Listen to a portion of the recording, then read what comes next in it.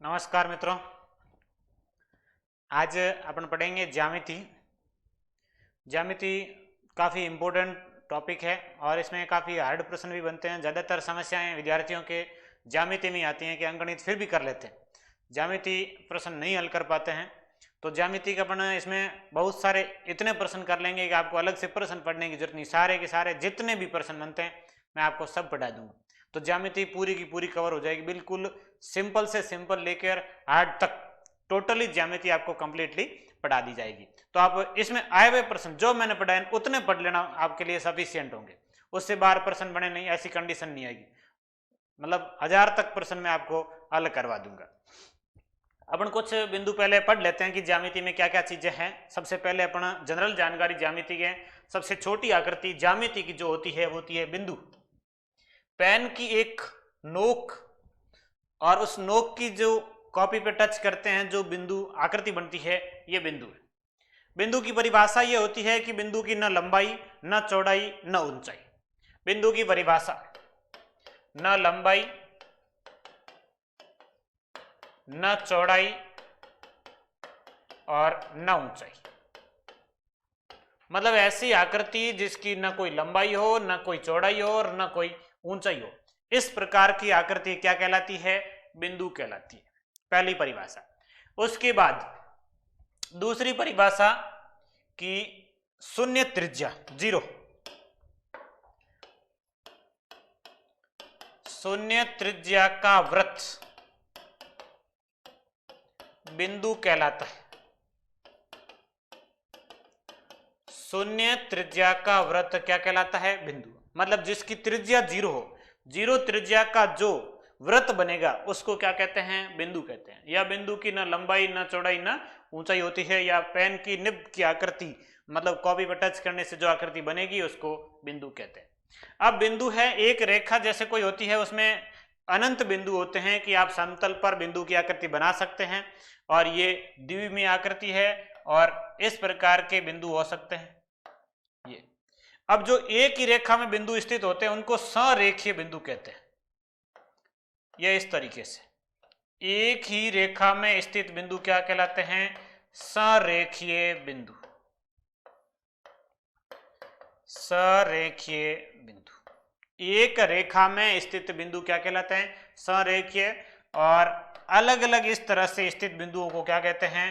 असंरेखीय। मतलब जो रेखा में स्थित नहीं है, एक सरल रेखा में स्थित बिंदु संरेखीय और अलग अलग स्थित बिंदु असंरेखीय। यह इस तरीके से बिंदु से संबंधित कुछ प्रश्न। अब कई बार ऐसे आता है कि एक बिंदु से कितनी रेखाएं खींच सकते हैं, तो इस तरीके से एक बिंदु से कितनी रेखाएं खींच सकते हैं? अनंत। एक बिंदु से अनंत रेखाएं खींच सकते हैं, और इन रेखाओं का जो संगमन बिंदु होता है ये एक बिंदु है, और इस प्रकार की रेखाओं को संगामी रेखाएं, ये आगे अपन रेखाओं में पढ़ेंगे कि एक बिंदु से जाने वाली रेखाएं क्या कहलाती है? संगामी रेखाएं कहलाती है। तो आपको मेन बात बिंदु समझ में आनी चाहिए। बिंदु की परिभाषा क्या है? न लंबाई न चौड़ाई, शून्य त्रिज्या का जो वृत्त होता है उसको बिंदु कहते हैं, और संरेखीय बिंदु क्या होता है और असंरेखीय बिंदु क्या होता है। उसके बाद कुछ और आकृतियां हैं जिनके बारे में पढ़ेंगे। कौन सी आकृति? कैसी आकृति? रेखा। रेखा में लंबाई होती है, चौड़ाई नहीं होती है। रेखा में लंबाई होती है, इसकी चौड़ाई और ऊंचाई नहीं होती है। चौड़ाई ऊंचाई कुछ भी नहीं होती है, केवल क्या होती है? लंबाई। और रेखा की लंबाई अनिश्चित होती है, मतलब इसकी कोई लंबाई फिक्स नहीं होती है। इसकी रेखा की लंबाई को आप दोनों तरफ आगे बढ़ा सकते हैं, दोनों तरफ आगे तीर का निशान तो है। मतलब रेखा की लंबाई निश्चित नहीं होती है। लंबाई होती है लेकिन लंबाई निश्चित नहीं है। लंबाई निश्चित नहीं है, मतलब फिक्स नहीं है, कितनी होगी ऐसा नहीं है, कितनी भी हो सकती। रेखा की जो लंबाई है वो निश्चित नहीं होती है, मतलब अनंत लंबाई की रेखा हो सकती है, या रेखा जो है उसको आगे बढ़ाया जा सकता है, उसकी लंबाई एक फिक्स नहीं होती है। यह आकृति रेखा की। अब रेखाओं में एक रेखा में बिंदु कितने होते हैं, ऐसे प्रश्न बनता है। एक रेखा में बिंदु, तो एक रेखा में कितने बिंदु होते हैं? अनंत बिंदु होते हैं। एक रेखा में बिंदु कितने होते हैं, तो एक रेखा में अनंत बिंदु होते हैं। या दो संरेखीय बिंदुओं से कितनी रेखाएं खींच सकते हैं, ऐसे प्रश्न बन सकता है कि दो संरेखीय या दो से अधिक संरेखीय बिंदुओं से कितनी रेखाएं खींच सकते हैं। तो यह भी प्रश्न बनता है, दो या दो से अधिक कितने भी हो सकते हैं, दो या दो से अधिक संरेखीय बिंदुओं से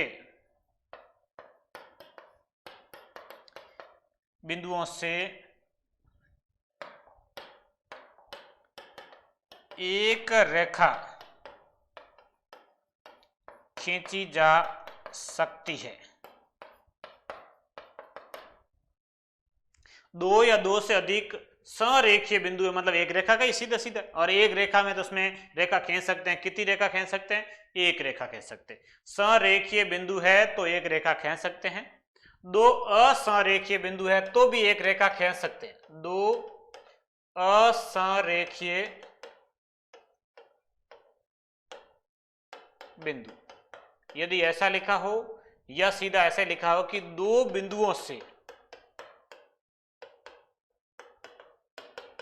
बिंदुओं से कितनी रेखाएं खींची जा सकती है, तो दो बिंदु असंरेखीय हो गए नहीं भाई, दो बिंदु है तो उनको एक रेखा में लिया जा सकता है। दो बिंदु है असंरेखीय होते ही नहीं है, दो बिंदु होंगे तो उनको क्या करेंगे, एक रेखा में ले सकते हैं। तो कितनी रेखाएं खींच सकते हैं, एक रेखाएं खींच सकते हैं। कितनी, एक। कोई भी दो बिंदु ऐसे लिखे हो तो आप एक रेखा ऐसे खींच सकते हैं, इस तरह से लिखा हो रेखा खींच सकते हैं, इस तरह से लिखा हो तो भी रेखा खींच सकते हैं। मतलब दो बिंदुओं से एक रेखा खींची जा सकती है। दो से अधिक बिंदुओं से रेखा खींचने में दो कंडीशन बनेगी, एक संरेखीय एक असंरेखीय। संरेखीय है तो एक रेखा खींच सकते हैं और असंरेखीय है तो कोई रेखा नहीं खींच सकते। दो से अधिक असंरेखीय बिंदुओं से एक भी रेखा नहीं खींच सकते और दो से अधिक संरेखीय बिंदुओं से एक रेखा खींची जा सकती है। अब देखिए रेखाओं के प्रकार, किस प्रकार कैसी कैसी रेखाएं होती है। पहला, समांतर रेखा।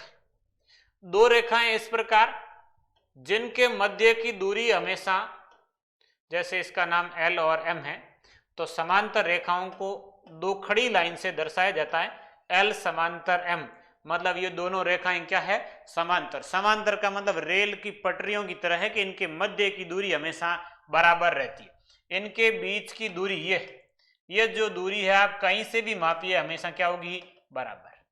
दो समांतर रेखाएं परस्पर आपस में कभी नहीं कटेगी। दो समांतर रेखाएं परस्पर आपस में कभी नहीं कटेगी। और यदि तीन रेखा हैं और यदि ये तीनों, जैसे कि ये L और M समांतर है, आपको दिया कि L समांतर M और M समांतर N, दो रेखाएं किसी एक रेखा के समांतर है कि L और N जो रेखाएं हैं ये दोनों M के समांतर है, L भी M के समांतर है और N भी M के समांतर है। इसका मतलब जो L और N होगी ये दोनों भी आपस में क्या होगी, समांतर होगी। रेखा L किसके समांतर, N समांतर होगी, ये दोनों समांतर हो जाएगी। यदि ये दो समांतर दी है, ये दो समांतर दी है, मतलब L और N भी क्या होगी, समांतर होगी। दो रेखाएं ये समांतर है तो ये भी आपस में क्या हो जाएगी, दोनों समांतर हो जाएगी। तीन में से दो परस्पर दी हुई है तो तीसरा जो जोड़ा बनेगा वो भी आपस में समांतर होगा। समांतर रेखाओं के मध्य की दूरी हमेशा बराबर रहती है। समांतर रेखाएं कभी भी प्रतिच्छेद नहीं करेगी। समांतर रेखाएं कभी भी किसी भी बिंदु पर प्रतिच्छेद नहीं करती। उसके बाद लंबवत रेखाएं। लंबवत रेखाओं का मतलब होता है एक रेखा दूसरी रेखा के साथ 90 डिग्री का कोण बनाती हो। एक रेखा दूसरी रेखा के साथ 90 डिग्री का कोण बनाती है। इस प्रकार की रेखाएं क्या कहलाती है, लंबवत रेखाएं। लंबवत रेखाओं की परिभाषा कि एक रेखा दूसरी रेखा के साथ 90 डिग्री का कोण बनाती है और 90 डिग्री का कोण बनाने वाली रेखा क्या कहलाती है, लंबवत। यह जैसे रेखा A है, ये रेखा जैसे B है तो A लंब और B, और लंबवत रेखा का प्रदर्शन इस चिन्ह से किया जाता है, समांतर रेखाओं का प्रदर्शन इस चिन्ह से किया जाता है। ये समांतर रेखाओं का प्रदर्शन चित्र है, ये लंबवत रेखाओं का प्रदर्शन चित्र है। लंबवत रेखाएं, दो रेखाओं के बीच 90 डिग्री का कोण बनता हो, ये लंबी मतलब ए बी पर लंब है, ये इस तरीके से लंबवत रेखाएं होती है।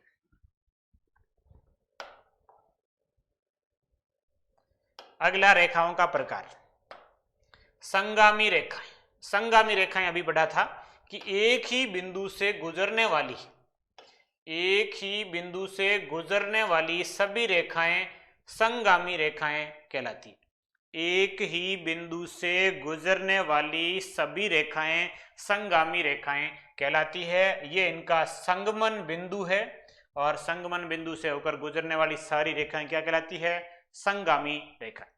अब इसमें प्रश्न बनता है कि एक बिंदु से कितनी रेखाएं खींच सकते हैं, मतलब कितनी संगामी रेखाएं हो सकती हैं? तो अनंत हो सकती है। एक बिंदु पर अनंत संगामी रेखाएं हो सकती, एक बिंदु पर अनंत संगामी रेखाएं हो सकती। कितनी रेखाएं खींचो इसमें खींच सकते। उसके बाद समपाती रेखाएं। समपाती रेखाओं का मतलब होता है एक रेखा जस्ट दूसरी रेखा के ऊपर हो, मतलब है दो लेकिन दिखेगी एक, ये एक और ये दूसरी इसके ऊपर ही, ये समपाती। समपाती रेखाओं का मतलब दो रेखाएं एक दूसरे के ऊपर हो, जस्ट ऊपर हो, पता ही नहीं चला हो कि ये दोनों अतिव्यापित है, एक दूसरे के ऊपर है, तो इस प्रकार की रेखाएं क्या कहलाती है? समपाती रेखाएं। समपाती रेखाओं का मतलब दो रेखाएं एक दूसरे के ऊपर, और इस प्रकार की रेखाएं क्या कहलाती है? समपाती। समांतर रेखाएं, लंबवत रेखाएं, संगामी रेखाएं और समपाती रेखाएं, ये इस प्रकार की रेखाएं। और जब एक बिंदु से अपन रेखाएं खींच सकते हैं, संगामी रेखाएं खींचते हैं, तो इस एक बिंदु पर जो कोण बनता है, एक बिंदु पर बनने वाले सभी कोणों का योग कितना होता है? 360 डिग्री, और या फिर 2 पाई रेडियन। रेडियन में बताना हो तो 2 पाई और डिग्री में बताना हो तो 360। एक बिंदु पर बनने वाले सभी कोणों का योग 360 डिग्री या 2 पाई रेडियन। 1 पाई का मतलब 180 होता है, 2 पाई का मतलब 360। एक बिंदु पर बनने वाले सभी कोणों का योग 360 डिग्री होता है। ये थी रेखा। रेखा में ये होता है कि दोनों तरफ आगे बढ़ा सकते हैं। अब ऐसी कंडीशन आएगी जिसमें आगे नहीं बढ़ाया जा सकता हो। ये देखिए किरण। अब किरण में ये होता है कि आप एक तरफ आगे बढ़ा सकते हैं, एक तरफ फुल स्टॉप होता है, एक तरफ तीर का निशान होता है। ये आकृति है किरण की, एक तरफ ही तीर का। रेखा में दोनों तरफ होता है, किरण में एक तरफ। एक बिंदु से इधर एक तरफ यदि आगे बढ़ा सकते हैं तो उसको क्या कहते हैं? किरण। इसमें भी केवल लंबाई होती है, लंबाई किरण की भी निश्चित नहीं होती, अनिश्चित लंबाई। अनिश्चित लंबाई होती है किरण में। किरण को एक तरफ आगे बढ़ाया जा सकता है और एक तरफ इसमें तीर का निशान लगा होता है। रेखा में दोनों तरफ तीर का निशान लगा होता है। न लंबाई रेखा की फिक्स होती है, न ही लंबाई किरण की फिक्स होती है। किरण में इतना ही है। रेखाखंड, ये एक रेखा का टुकड़ा होता है। रेखाखंड एक खंड है, रेखा का एक विशेष खंड, एक निश्चित लंबाई का टुकड़ा, इसकी लंबाई निश्चित होती है। ये इंपॉर्टेंट पॉइंट, लंबाई निश्चित होती है, फिक्स होती है। रेखाखंड की लंबाई निश्चित होती है। ये एक रेखा का विशेष टुकड़ा होता है, इसके दोनों तरफ फुल स्टॉप लगा होता है। ये रेखाखंड है, दोनों तरफ फुल स्टॉप। मतलब जैसे कोई ये रेखा है और इसमें यदि 2 पॉइंट लगा दिए जाते हैं तो ये रेखाखंड हो जाएगा। ये एक रेखा का विशेष टुकड़ा, रेखाखंड। रेखा का एक विशेष टुकड़ा जो बनेगा वो रेखाखंड होगा। इसकी लंबाई क्या होगी? निश्चित होगी। रेखाखंड में लंबाई निश्चित होती है, इसको आगे नहीं बढ़ा सकते, रेखा को बढ़ाया जा सकता है। रेखाखंड की लंबाई क्या होगी? निश्चित होगी। तो रेखाखंड में दोनों ओर फुल स्टॉप लगे होते हैं, इसकी लंबाई निश्चित होती है। और रेखा में दोनों ओर तीर होते हैं, किरण में एक और तीर होता है। ये तीनों में आपस में थोड़ा थोड़ा डिफरेंस है। जनरली कई बार इनसे भी प्रश्न पूछ लिया जाता है, एक विशेष कथन के रूप में प्रश्न बन सकता है। कई प्रश्न अपन हल भी करेंगे आगे।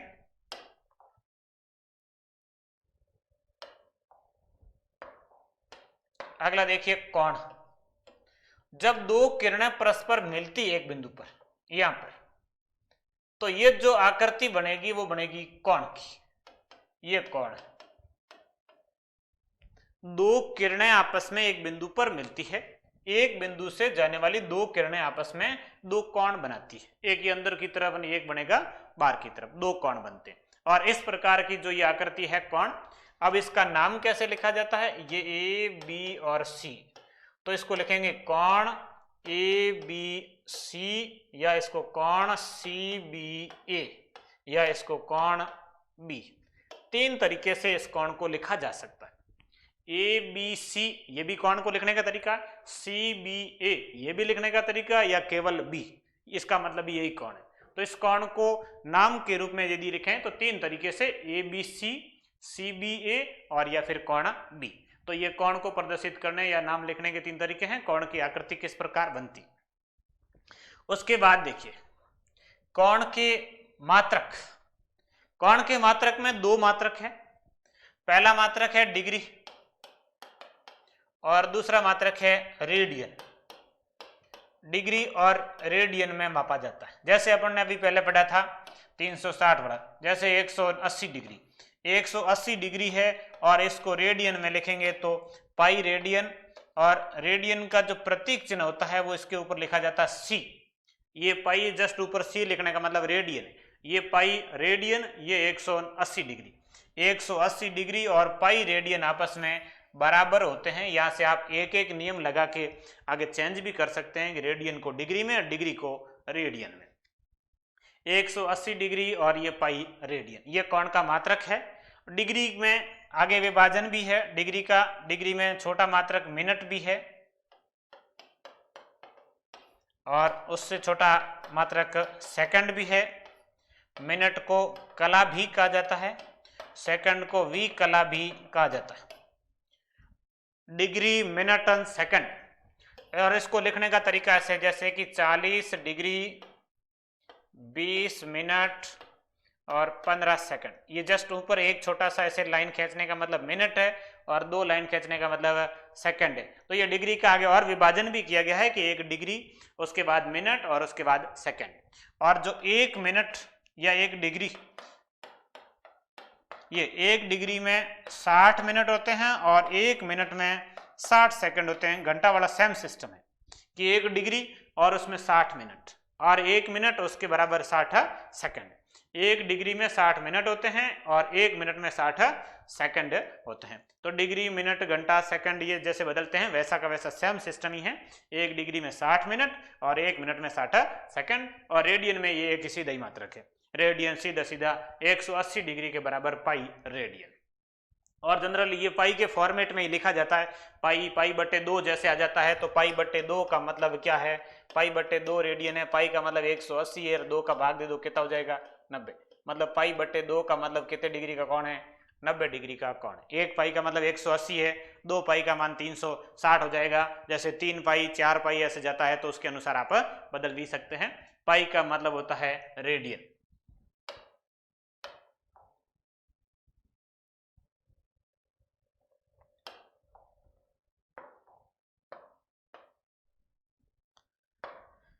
अगला देखिए कोणों के प्रकार। कोणों के प्रकार में कौन कौन से कैसे कैसे कोण बनते हैं। डिग्री रेडियन का परिवर्तन भी जैसे पढ़ना है वैसे आगे पढ़ लेंगे। पहला प्रकार न्यून कोण, समकोण, अधिक कोण, सरल कोण, ऐसे कुछ। न्यून कोण का मतलब होता है 90 डिग्री से छोटा। 90 डिग्री से छोटा कोण क्या कहलाता है, न्यून कोण। न्यून कोण 90 डिग्री से छोटा। समकोण 90 डिग्री के बराबर। 90 डिग्री के बराबर के कोण को समकोण कहा जाता है, मतलब समकोण, इंग्लिश में इसको राइट एंगल बोलते हैं 90 डिग्री। उसके बाद अधिक कोण, ये 90 डिग्री से 180 डिग्री के बीच का कोण। 90 और 180 के बीच का कोण होता है अधिक कोण। फिर है सरल कोण या रिज्जु कोण या स्ट्रेट कोण। सरल, रिज्जु या स्ट्रेट ये होता है 180 डिग्री। 180 डिग्री के कोण को क्या कहते हैं, सरल कोण कहते हैं। 180 डिग्री या फिर पाई रेडियन, 90 डिग्री या पाई बटे 2 रेडियन।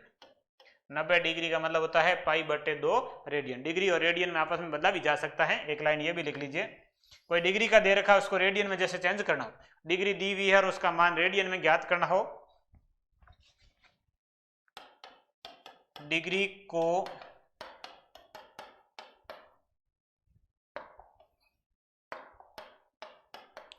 रेडियन में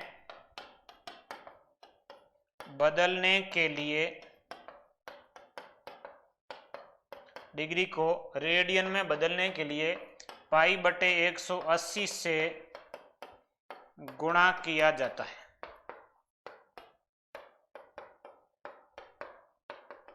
कोई डिग्री है और उसको रेडियन बदलना, जैसे आपके सामने लिखा है कि 150 डिग्री है और इसको रेडियन बदलना, तो 150 को आप π/180 से गुणा कर दीजिए, ये रेडियन में बदल जाएगा। डिग्री को रेडियन में बदलने के लिए π/180 से गुणा करेंगे, उसके बाद संख्याएं कट जाएगी, 0 0 कट जाएगा, 15 और 18 3 से कट जाएंगे, 5 पाई और बट्टे में 6 और ये रेडियन।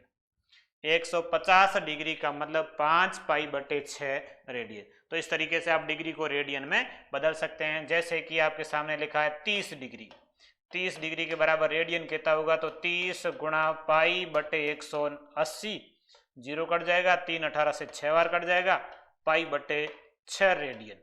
यह डिग्री को रेडियन में बदला जा सकता है। और यदि रेडियन दिया हुआ है, रेडियन को वापस डिग्री में बदलना है, रेडियन को डिग्री में बदलने के लिए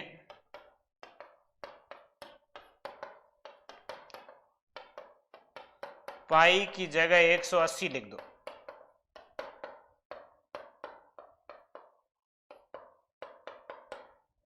रेडियन दिया हुआ है, डिग्री में बदलना है, तो पाई की जगह कितना लिख लेना है, 180। जैसे कि आपके सामने लिखा है π/3 रेडियन और डिग्री में कितना होगा, तो पाई को लिख दो 180/3। 180 में 3 का भाग 60 और कितने डिग्री हो जाएगा, 60 हो जाएगा। π/3 लिखा है, पाई को 180 लिख दो, डिग्री में बदल गया बस। पाई की जगह 180 बटे में 3 कितना हो गया, 60 डिग्री। तो इस तरीके से डिग्री रेडियन बदल सकते हैं। कोणों के प्रकार में न्यून कोण कौन सा होता है, सम कोण कौन सा होता है, अधिक कोण कौन सा होता है, सरल कोण कौन सा होता है, ये समझ में आ गए होंगे। बहुत आसान मामला ही है।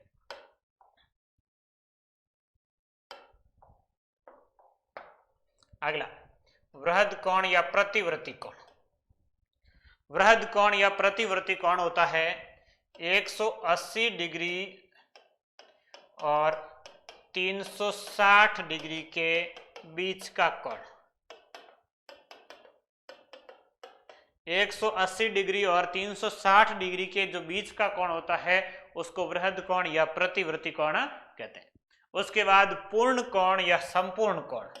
पूर्ण या संपूर्ण का मतलब एक बिंदु पर बनने वाला पूरा ही कोण, और एक बिंदु पर बनने वाला पूरा ही कोण कितने डिग्री का होता है, 360 डिग्री या 2 पाई रेडियन। पूर्ण कोण या संपूर्ण कोण का मतलब होता है 360 डिग्री, या एक बिंदु पर बनने वाले पूरा ही कोण कितना होता है, तो वही है संपूर्ण या पूर्ण कोण 360 डिग्री।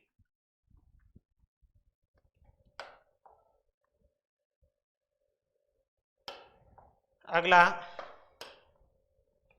पूरक कोण या कोटि पूरक कोण या अनुपूरक कोण, ये इंपॉर्टेंट प्रश्न है। पूरक कोण क्या है, कोटि पूरक कोण क्या है, या अनुपूरक कोण क्या है। ऐसे दो कोण जिनका योग 90 डिग्री हो पूरक कोण कहलाते हैं। ऐसे दो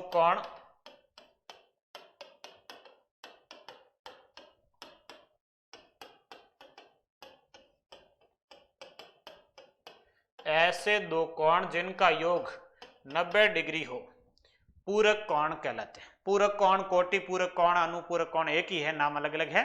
पूरक कोण का मतलब है ऐसे दो कोण होना इसमें जरूरी है, और दोनों का योग कितना होना चाहिए, 90 डिग्री होना चाहिए। जैसे कि 30 डिग्री और 60 डिग्री पूरक कोण है, जैसे 45 डिग्री पूरक कोण है, जैसे 2 डिग्री 88 डिग्री पूरक कोण है, जैसे कि 90 डिग्री 0 डिग्री पूरक कोण है, जैसे 15 डिग्री 75 डिग्री पूरक कोण है। दो कोणों का योग यदि 90 होता है तो पूरक है। अब जैसे कि आ जाता है कि 80 डिग्री और 20 डिग्री, क्या ये पूरक कोण है? नहीं है, क्योंकि 80 और 20 का योग 90 नहीं हो रहा है। योग कितना होना चाहिए? 90। 90 योग नहीं हो रहा है, मतलब पूरक कोण नहीं है। तो 80 और 20 का योग कितना हो रहा है? 100 हो रहा है, मतलब ये पूरक कोण नहीं है। अब इसमें पूछ ले कि पूरक कोण ज्ञात करो। जैसे आपको पूछ ले कि 30 डिग्री का पूरक कोण क्या होगा, तो 30 डिग्री का पूरक कितना होगा? तो 90 में से घटा लीजिए 30, कितना आ जाएगा? 60 डिग्री। जैसे पूछ ले कि 48 डिग्री का पूरक कोण क्या होगा, तो आप 90 में से घटा लीजिए 48 डिग्री। 90 में से 10 में से 8 गए 2 और 9 में से 1 हासिल चला, 8 में से 4 गए 4, 42 डिग्री। 48 डिग्री का पूरक कोण क्या हो जाएगा? 42 डिग्री हो जाएगा। जैसे आपको पूछ ले कि 55 डिग्री का पूरक कोण क्या होगा, तो 55 का पूरक क्या होगा? 90 माइनस 55, 10 में से 5 गए 5, 9 में से 1 चला गया 8, 8 में से 5 गए 3, तो 55 का पूरक कितना हो जाएगा? 35 हो जाएगा। तो इस तरीके से आप पूरक कोण ज्ञात भी कर सकते हैं किसी भी संख्या का। अब आपको पूछ ले कि π/4 रेडियन का पूरक कोण क्या होगा, तो इसके दो तरीके रहते हैं। या तो आप इसको π/2 में से घटा लो। पूरक कोणों का योग कितना होता है? 90 डिग्री, और 90 डिग्री का मतलब रेडियन में कितना होता है? तो π/2। 90 डिग्री का मतलब रेडियन में कितना है? π/2 है। तो π/4 का पूरक कोण कितना होगा? π/2 में से घटा लीजिए किसको? π/4 को। π/2 में से 90 में से घटा रहे थे इतनी देर, ये डिग्री था, ये रेडियन का है तो रेडियन π/2 होता है, इसलिए π/2 में से घटा लीजिए। π/2 में से π/4 घटाएंगे तो 2 और 4 का लसाव आएगा 4, 4 में 2 का भाग 2 बार, ये 2 पाई, माइनस 4 में 4 का भाग 1 बार, ये 1 पाई, 2 पाई में से 1 पाई घटेगा तो π/4। तो π/4 का पूरक कोण भी π/4 होगा, क्योंकि π/4 का मतलब 45 डिग्री है। π/4 मतलब 45 डिग्री है, और 45 डिग्री का पूरक कोण भी क्या होता है? 45 डिग्री होता है। अब ये π/8 रेडियन का पूरक कोण क्या होगा, ये जैसे पूछ ले π/8 रेडियन का पूरक कोण क्या होगा, तो आप π/2 में से π/8 घटा लीजिए, तो इसका लसाव आएगा 8, 8 में 2 का भाग 4 बार, 4 पाई माइनस पाई, तो ये हो जाएगा 3 π/8 रेडियन। तो इस तरीके से आप डिग्री और रेडियन वालों का भी पूरक कोण ज्ञात कर सकते हैं। डिग्री का है 90 में से घटा लीजिए, रेडियन का है π/2 में से घटा लीजिए, तो डिग्री और रेडियन के पूरक कोण आपस में बदले जा सकते हैं। अब एक प्रश्न इस तरीके से आता है, 60 डिग्री 20 मिनट 35 सेकंड का पूरक कोण ज्ञात करो।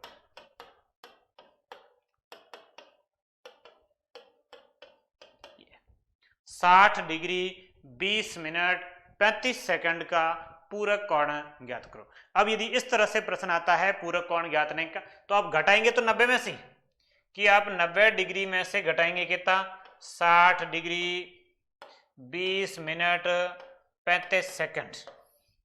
अब समस्या ये आती है कि आप यदि ये घटाएंगे तो ये मिनट मिनट में से घटेगा, सेकंड सेकंड में से घटेगा, जो है नहीं है, इसलिए उधर से हासिल लेंगे।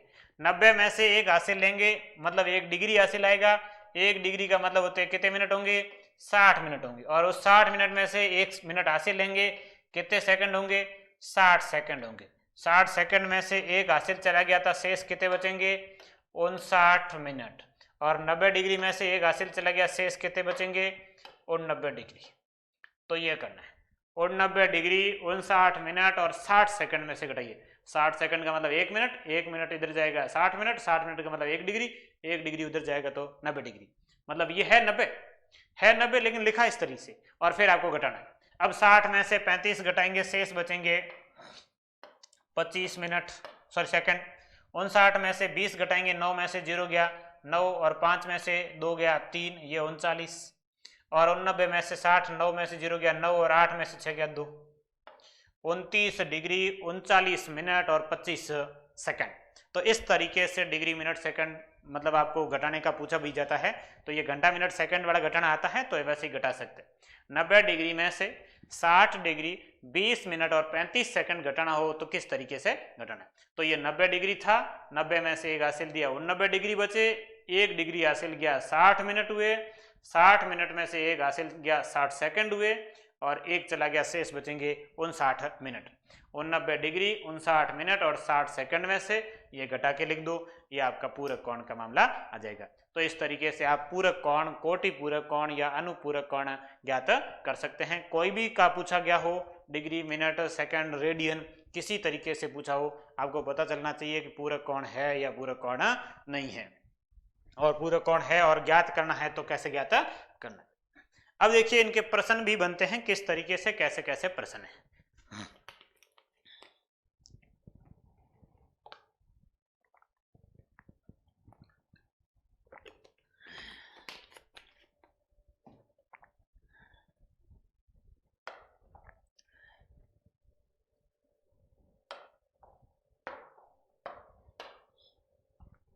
एक कोण अपने पूरक कोण से आधा है, वो कोण क्या होगा।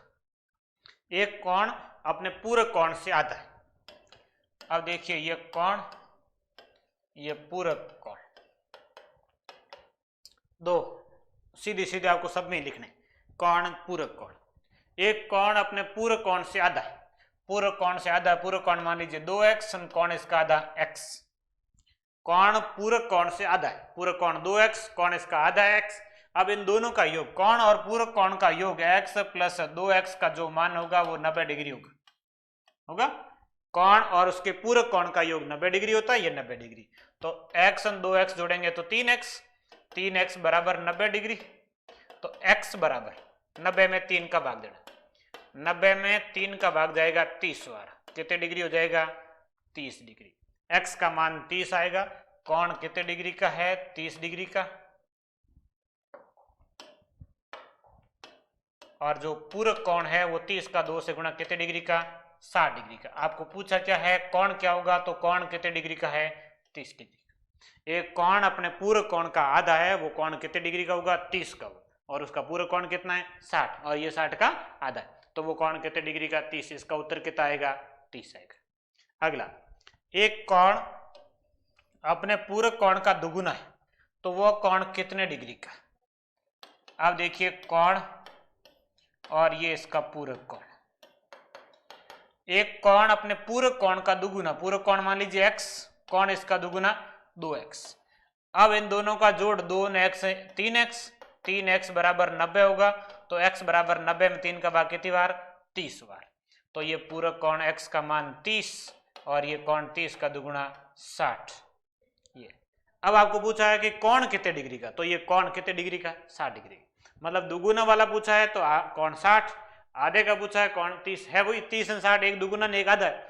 कोण कौन सा है, आधे वाला है एक दुगुने वाला है, आधे वाला है तो 30, दुगुने वाला है तो 60। पूरे कोण का दुगुना है मतलब 60 डिग्री है, पूरे कोण का आधा है मतलब 30 डिग्री। तो इस तरीके से ये प्रश्न बनते हैं। बाकी इसमें बहुत सारे प्रश्न हैं जो अपन अगली क्लास में हल करेंगे बाकी के प्रश्न।